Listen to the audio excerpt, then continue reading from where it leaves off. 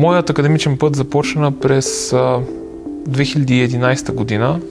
Смея да твърдя, че тогава започна през 2011 година, когато отидох в Англия, за да започна висшето си образование, където записах бакалавър по авиокосмическо инженерство.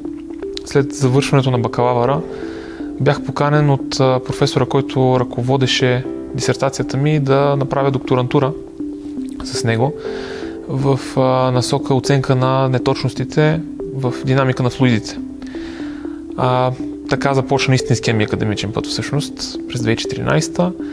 След края на докторантурата, 2018 продължих с постдокторантура с колеги от Ливърпулския университет.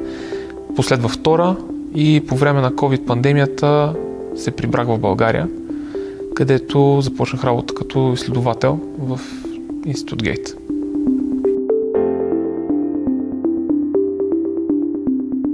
Предизвикателствата като млад изследовател започнаха за мен още в Ливърпул, където английската култура не дава свобода на младите учени, докторанти, постдокторанти да имат кредит за името си, за изследванията, които правят.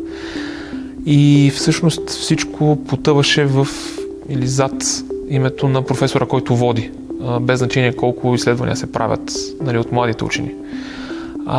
Идвайки тук, предизвикателствата добиха малко по-различен характер, финансиране, научна свобода и така нататък. Но като цяло това са неща, които мисля, че всеки млад учен изпитва.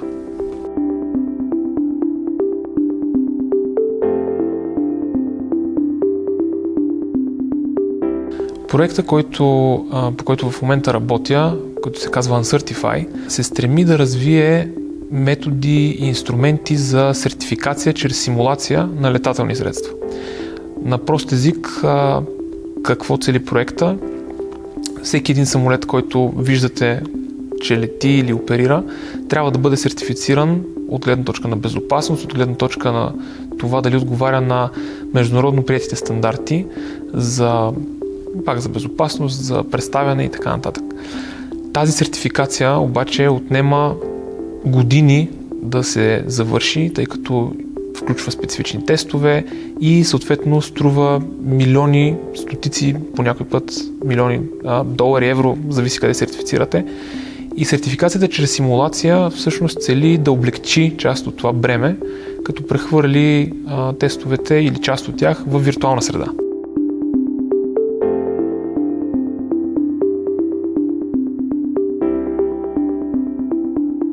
Хубавото на Uncertify е, че въпреки че използва авиокосмическата индустрия като пилотно приложение, той всъщност е приложим за всяка една критична индустрия, която има нужда от сертификация. Това включва ядрената индустрия, лекарствената и фармацевтичната индустрия и така нататък, но дори ако се спрем само върху авиоиндустрията, България има богат, смея да твърдя, опит в миналото, макар и за жалост, в авиоиндустрията и сега виждаме усилия този опит да бъде възстановен и ако може едно летателно средство да бъде сертифицирано чрез симулация и по този начин този процес да бъде поевтинен, така да кажем, това отваря пазара за по-широк набор от хора, които да могат да изпробват своите дизайни, своите устройства и летателни апарати. И по този начин България получава малко по-равен шанс, редом с големите играчи, които са ни добре познати, да има своят принос на тази сцена.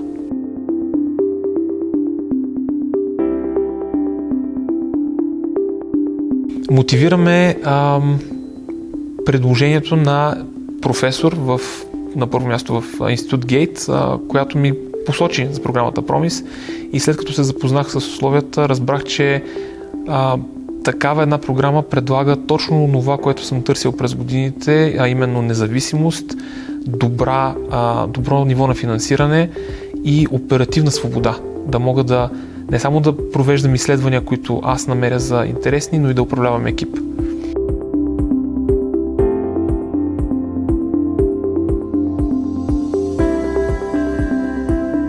Основните преимущества са именно тези, че за разлика от доста големия наброй ограничения, които съпътстват стандартните програми в България за научни изследвания, Промис позволява едно доста широко ниво на свобода, започвайки от там, че самите кандидатстващи бяхме приканени да изберем всяка тема, която на нас не е интересна.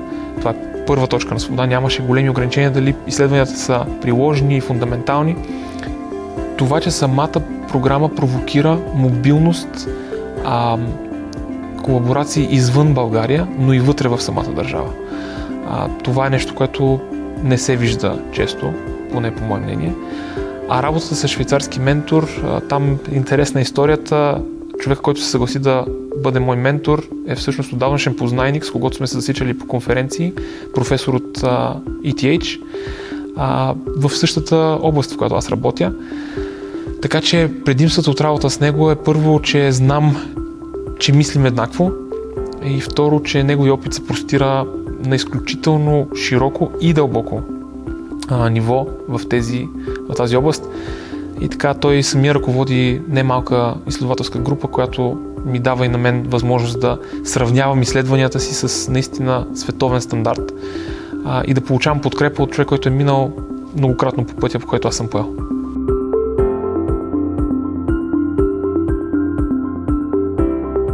Съвета ми винаги е бил, мисля, един и същи. Той е да не спират да са любопитни, защото любопитството е онова, което те превежда от точка на безизходица, дори и само така привидна, до точка на доста добър успех. Да не спират да бъдат любопитни, да не спират да бъдат търсещи, защото аз самия, чрез, както споменах вече, мой контакт, разбрах за тази програма. Сам, може би, нямаше да успея. Така че да бъдат запалени за това, което правят. Защото това е, което мотивира. Не заплащането само, не само хората, с които работиш, но идеите, които имаш, те са това, което те движат.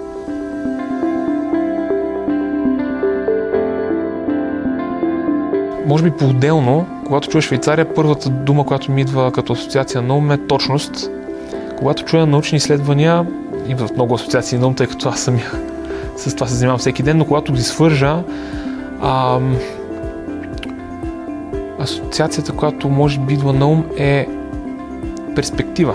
Швейцария не е голяма държава, но е такава, която е успяла да се организира по начин, по който да изведе на водещо място повечето си от научните институти, ETH, JO и така нататък. Така че, може би перспектива е това, което се сещам.